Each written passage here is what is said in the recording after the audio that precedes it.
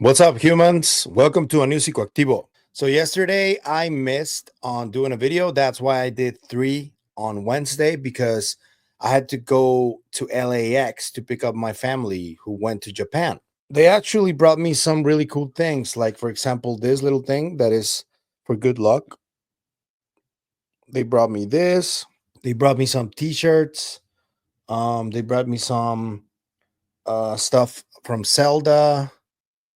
A lot of really nice goodies. And that's why I wasn't able to give you guys a video.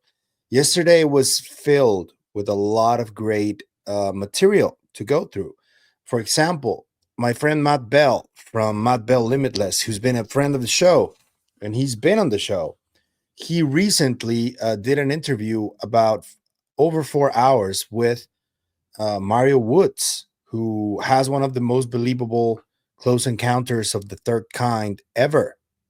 And they go into detail about Michael Johnson, who's the one who was with Mario Woods at the time. So I would recommend you guys check that out.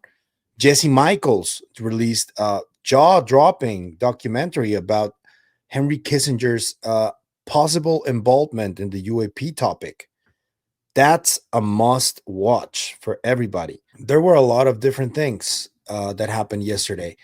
Whatever I remember, I will leave you guys a link in the description, but I am going to cover some of those as well today because I think it's important. And there are some nuggets and tidbits that I got from some of those that I think you guys will like. So I'm going to do some of that. But we've been riding the wave of David Grusch and his involvement with Representative Eric Burleson's team as a staffer. And I just spoke to Matt Laszlo the day before yesterday, and he told me what he's expecting. He told me that he may be able to speak to Grusch, but only with Burleson there, because technically only representatives are able to speak to the press, not their staffers.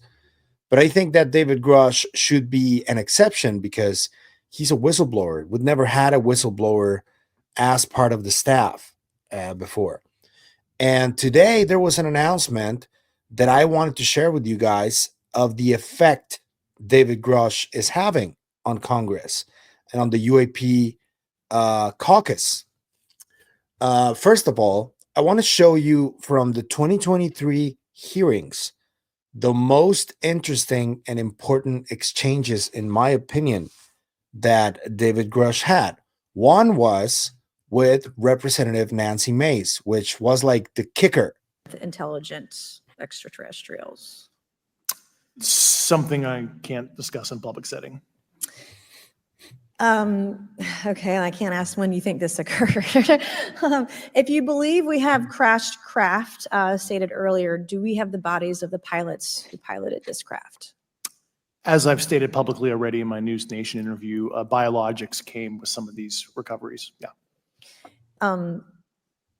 Were they, I guess, human or non-human biologics? Non-human, and that was the assessment of people with direct knowledge on the program I talked to that are currently still on the program. And was this documentary evidence, this video, photos, eyewitness? Like, how would that be determined? The specific documentation I would have to talk to you in a SCIF about. Gotcha. Yeah. Okay. So, and you may or may not be able to answer my last question, and maybe we get into a SCIF at the next hearing that we have, but who in the government, either what agency, sub-agency, what contractors, who should be called into the next hearing about UAPs, either in a public setting or even in a private setting? And you probably can't name names, but what agencies or organizations, contractors, et cetera, do we need to call in to get these questions answered, whether it's about funding, what programs are happening, and what's out there? I can give you a specific cooperative and hostile witness list of specific individuals that were in those. And how soon can we get that list? I'm happy to provide that to you after the hearing. Super. Thank you. Yeah, so we already talked about that. That didn't happen until like last week. So it's been 2 years almost. But the most important part that I want to talk to you guys about is Congresswoman Luna and the exchange that she had with David Grusch during that hearing back in 2023. She did say to Matt Laszlo that we were going to like what was coming. And based on this, I think we are. So here's the full exchange between Congresswoman Luna and David Grusch at the 2023 hearing. Mr. Grusch, in speaking to you yesterday, I just wanted to follow up on Representative Raskin's questions. In the last couple of years, have you had incidences that have caused you to be in fear for your life for addressing these issues? Yes, personally. Okay. Yeah. I just want everyone to note that he's coming forward in fear of his life. To put in perspective, if they were really not scared about this information coming out, why would someone be intimidated like that? To your knowledge, are NHIs working with adversarial foreign governments in either technology exchange programs or back engineering programs? I don't have data on that. I'm not sure. Have you heard or you had people come forward to present that evidence? Not that particular evidence that you just espoused. Okay, on the 19th of April, Dr. Kirkpatrick, head of Aero, had said that he did not find any evidence of UAPs. You also stated that you had, in your interview, that you had briefed him on information that you were uncovering, but that he did not follow up with you. Were the items that you divulged to him pertinent to national security? Yes, him and I had a classified conversation in April 2022 before he took over Aero in July 2022, and I provided him some concerns I had. Do you know why he might not have followed up with you? Unfortunately, I cannot read his mind. I wish he did. I was happy to give sage counsel to him on where to look when he took the helm of Aero. Okay, and then my last question for you before I move to Mr. Graves is you received prior approval from the Defense Department to speak on certain issues, correct? Correct, through DOPSR, DoD Pre-Publication and Security Review. And I just want to remind the public, they're just looking from a security perspective. These are my own personal views and opinions, not the department's. Okay, I'm asking that though mainly because I think that there are many people that would like to discredit you. So it does bring a certain amount of credibility to your testimony. I'm required by law to do that as a former intelligence officer, or I go to jail for revealing classified information. Yeah, we don't want you to go to jail. My next question would actually be for Mr. Graves. Can you please explain to me in detail the event that occurred at Vandenberg Air Force Base? Certainly. In the 2003 time. So I'm playing this part because I recently spoke to Jeff Nuccitelli, and I want for you guys to see how serious this is and how wide his case has been. I didn't play it last time, but I'm gonna play it right now. Here it is. Time frame, a large group of Boeing contractors were operating near one of the launch facilities at Vandenberg Air Force Base when they observed a very large 100-yard sided red square approach the base from the ocean and hover at low altitude over one of the launch facilities. This object remained for about 45 seconds or so before darting off over the mountains. There was a similar event within 24 hours later in the evening. This was a morning event, I believe 8:45 in the morning. Later in the evening, post-sunset, there were reports of other sightings on base, including some aggressive behaviors. These objects were approaching some of the security guards at rapid speeds before darting off. And this is information that was received through one of the witnesses that have approached me at Americans for Safe Aerospace. Was this documented in any official form, whether it was a police blotter? Yes, they had official documentation and records from the event that the witness held over the years. And I'm not going to ask you to do it right now for time reasons, but you'd be able to sketch what was witnessed, correct? And have you seen that before on any other equipment and or during your flight time? I have not seen what they've described. This object was estimated to be almost the size of a football field. And I have not seen anything personally that large. Okay, and then another question on follow-up referencing the gimbal video Go Fast incident. Can you just clarify, because to our understanding, the footage was actually cut off at a certain point, but what happens at the end of that video, just for those Americans specifically there that are wanting to know about the rest of that footage? Certainly. There was some uncertainty or instability with the object. It seemed to rock a bit, and that's the last I had seen of the video. Much of the data that I would recommend be analyzed would consist of radar data that would provide precise kinematics on the object, as well as the fleet of objects that were operating nearby.